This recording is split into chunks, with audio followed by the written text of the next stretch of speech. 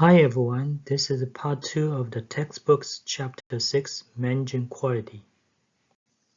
In this lecture, we are going to cover 7 concepts of total quality management, and they are continuous improvement, Six Sigma, employee empowerment, benchmarking, just-in-time, Taguchi concepts, and knowledge of TQM tools.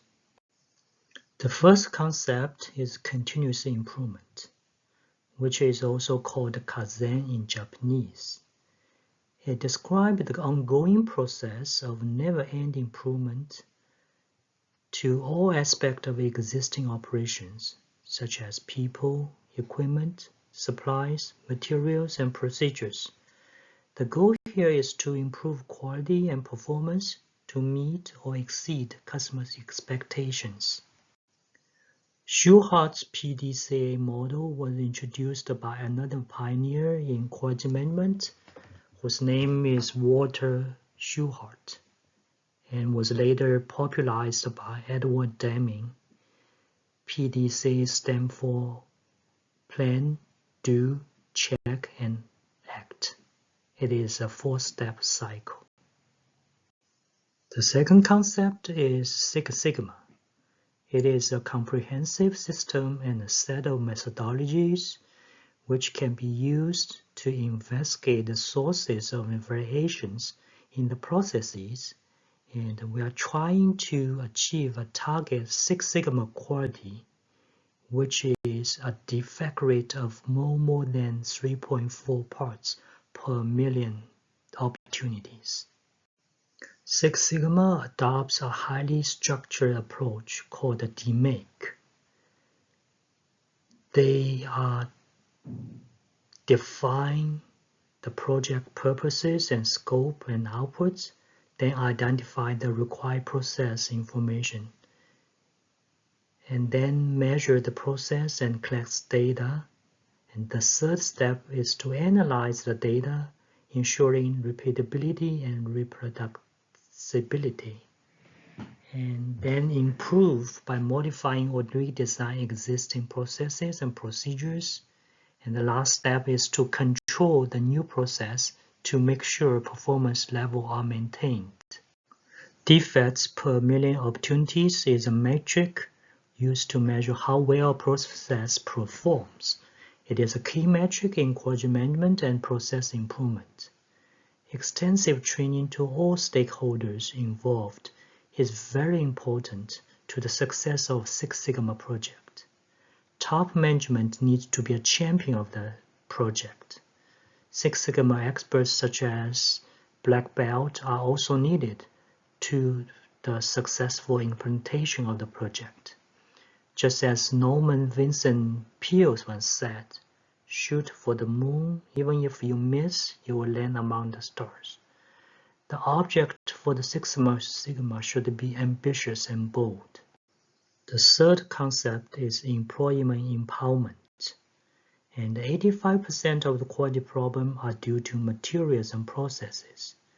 And employment empowerment means to give employees the power to shut down the processes if the process is producing bad quality products. Quality circles are considered a key part of the employee empowerment, as it actively involves employees in identifying and solving problems within their work area, give them a sense of ownership and agency in improving processes, which is a core principle of employee empowerment. The fourth concept is benchmarking. It is to select the best practices to use as a standard for performance, and it involves 5 steps. And typical performance measures include the percentage of defects, cost per unit or per order, processing time per unit, and the service response time, and etc. In ideal situation, the company wants to find one or more similar organizations who are leaders in the particular area they are looking for. The benchmarking company doesn't need to be in the same industry as the company. When the organization is large enough and the data is more accessible, internal benchmarking is used.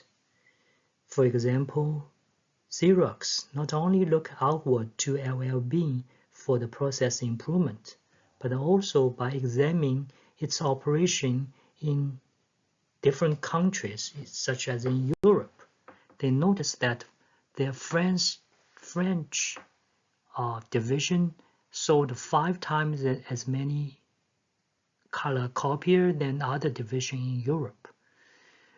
By copying the French approach, Xerox increased sales in the countries such as Switzerland by 328%. In essence, just-in-time systems are designed to produce or deliver goods just as they are needed. And just-in-time cuts the cost of quality, improve the quality, and better quality, which means less inventory and better, easier to employ JIT system. Most quality problems are the result of a poor product and process design. Taguchi concept focus on product robust, which means the ability to produce product uniformly in hostile manufacturing and the environmental conditions. Remove the effects of the hostile conditions.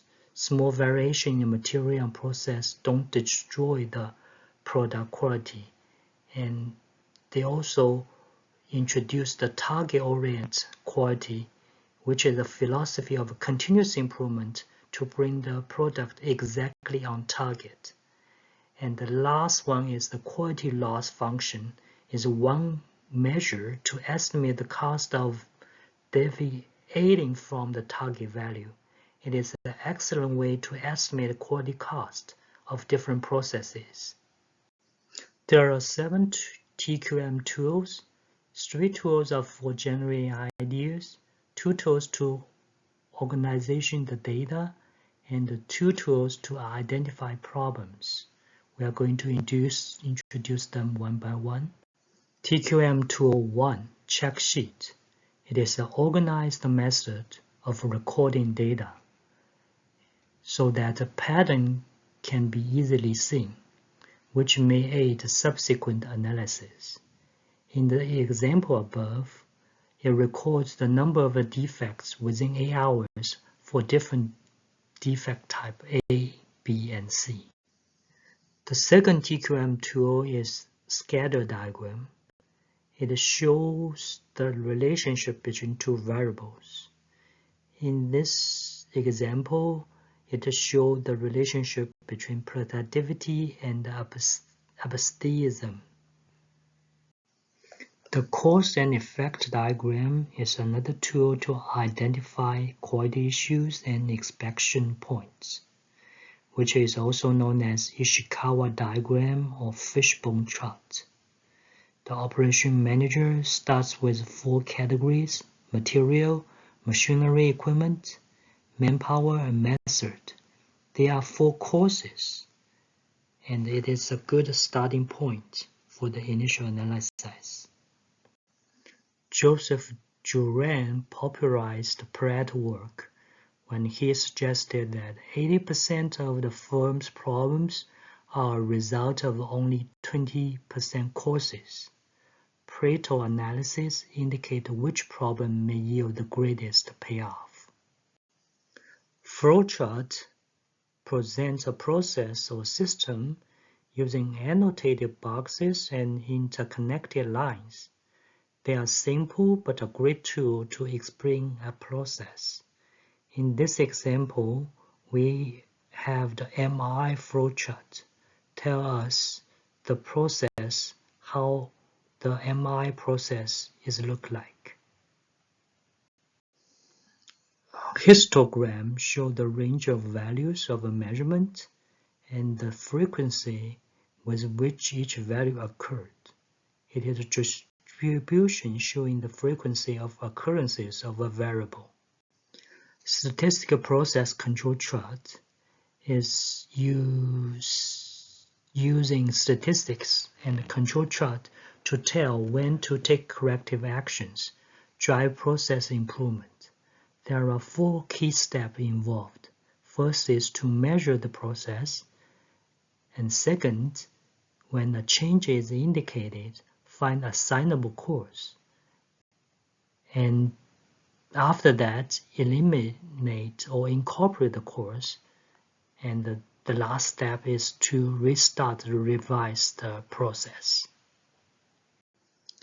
In summary, total quality management is a commitment by management to have a continuing company-wide drive toward excellence in all aspects of products and services that are important to our customers. And we covered the 7 TQM concepts and the 7 TQM tools. And that's the end of this lecture. And if you have any questions, please feel free to contact me. Thank you.